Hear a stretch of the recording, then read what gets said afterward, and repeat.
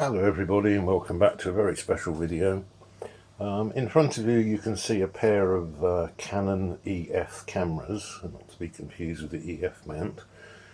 This one is mine. This is one that's appeared in a video before, and it works perfectly. I don't have any issues with this one at all. This one belongs to a guy called Roger. And Roger runs the rather excellent Shoots Film Like a Boss YouTube channel. He's based down in the Isle of Wight, and this camera he was going to sort of consign to the ornamental shelf in his darkroom because it had a number of issues. I'm really honoured that Roger sort of chose me and sent me this camera to have a go at repairing it. The issues with it were a sticky shutter. The lower shutter curtain wouldn't travel the full. These shutters travel vertically, and it would stop sort of between a half and a third of the way down, therefore not exposing the film. The shutter was just sticking, and also the metering didn't work, and apparently it's never worked since he had the camera. So this week it's been all about repairing cameras, or attempting to repair cameras. I'm pleased to say with this one I've managed to clean the shutter, get the residue, the black sort of foamy sticky nasty stuff off the shutter, and the shutter now works fine. And also I've managed to get the metering working, very similar to the Canon that we looked at in another video. Only really had to go in from the bottom, but the batteries were not even connected to the camera at all, so there was absolutely nothing going on there. So I reconnected the batteries, put the camera back together, cleaned the shutter.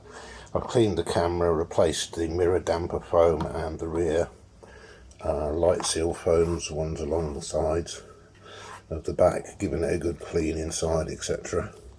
And now she is working. This one's different from mine. I think this is an American version originally, because looking at the Canon USA website, to test the battery you push in this little button at the bottom and their LED flashes, whereas on mine the LED just stays on. Now whether mine's defective, although I haven't noticed it, I'm not quite so sure, but in the European sort of models it seems to be that the light just comes on and stays on. In the American ones it appears that they come on and flash, so I suspect this camera's come in from America. If I set it on a long shutter speed, as you know, you may not know, on these cameras everything down to half a second is mechanical, but everything over a second is electronic. It's a bit of a strange arrangement, but a lot of people didn't trust the electronics. So you can see as the shutter's going that when the shutter's open, it lights up to let you know that the shutter's open. That was 8 seconds. So we now have the long shutter speeds, we have metering that works and it's accurate. This is a really good camera, worth saving, because even though originally it ran on mercury batteries, it has a built-in voltage rectifier. What was that flashing there? I'm sure that was flashing.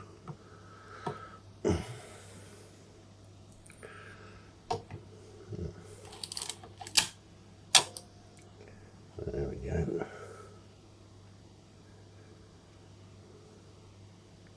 It's another 8 seconds. I don't know. This camera has a built-in voltage stabilizer, so you can use more modern cells. I've been using these are 625A replacement cells, I do believe, and these are 1.5 volts, but it will step the voltage down. These are to go to Roger. This is a brand new set of batteries. So the camera's in the final stage of testing at the moment, and I'm going to run some films through it over the weekend, and then hopefully ship it back to him down on the sunny Isle of Wight sometime next week. I'm not going to show you this one because my batteries are in his camera. But yes, a big thank you to Roger. Bloody eBay again. A really big thank you to Roger. He gave me a shout out in the video this week, and my subscribers have just gone through the roof. It's been incredible, really.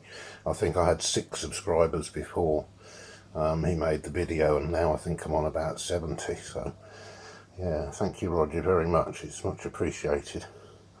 And yeah, that's the story of my week, really, repairing cameras, and they all seem to be Canons, although I've got a Minolta that's coming up for repair, and that will probably feature in some videos next week regarding repairing. Same problem, the meter doesn't work, but it's not a corrosion related problem because I can't see any corrosion in it.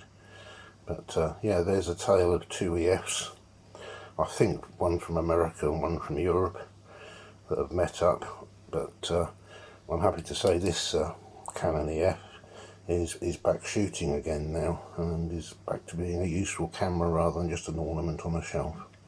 Thank you very much for watching. Thank you to everybody who's subscribed and has come from Shoot Film Like a Boss channel. I tried shooting darkroom stuff, and I've got to say Roger is the king of shooting video in the darkroom. I tried it and it was abysmal, so I'm going to leave all the darkroom videos to Roger, because he seems to have got that down really well, and I do enjoy his videos. The way he shows the shooting through to the darkroom and everything. As you know, I don't use a scanner. I'm not a big fan of scanning. I much prefer doing printing in the darkroom, and it is my intention to do some RA4 printing, which there's very little content on YouTube about. That is colour printing from negatives using colour Fuji paper, and using the RA4 chemical process, which is, again, it's only 2 batches. It's just developer and bleach fix. I have a Durst printo that I'm in the process of restoring, and I'm going to put that to use to control the temperatures, etc. So to me, photography is about producing a print the proper way rather than scanning it in and then printing it out. I know there's a lot of convenience related to doing it that way, and that's why people are doing it, but to me, photography should be done sort of the real way. But I shoot digital as well, so I'm just as guilty as everybody else of breaking my own sort of stupid rules. But yeah, I like working in the darkroom, but I cannot film it for the life of me. I've tried on several occasions to film darkroom sessions, and it's just an absolute nightmare. I'm tripping over the camera in the dark, and I'm just going to leave that to Roger now. So if you've not come across Roger's channel before, I'll put a link in the description below. Probably most of you come from his channel, so there's no point in me shouting him out really, because you already know about him. But if you don't know about Roger and Shoot Film Like a Boss, then I highly recommend going over and having a look and giving him some support as well. It's important that the smaller YouTubers look after each other. Thank you very much for watching this quick video. I hope you're having a great weekend, and I look forward to seeing you in the next one. There will be another one today at some point. This is just an ad hoc video that I've sort of thrown together, just to give you a bit of an update on what's been going on this week. Thank you very much once again, and hope to see you in the next one.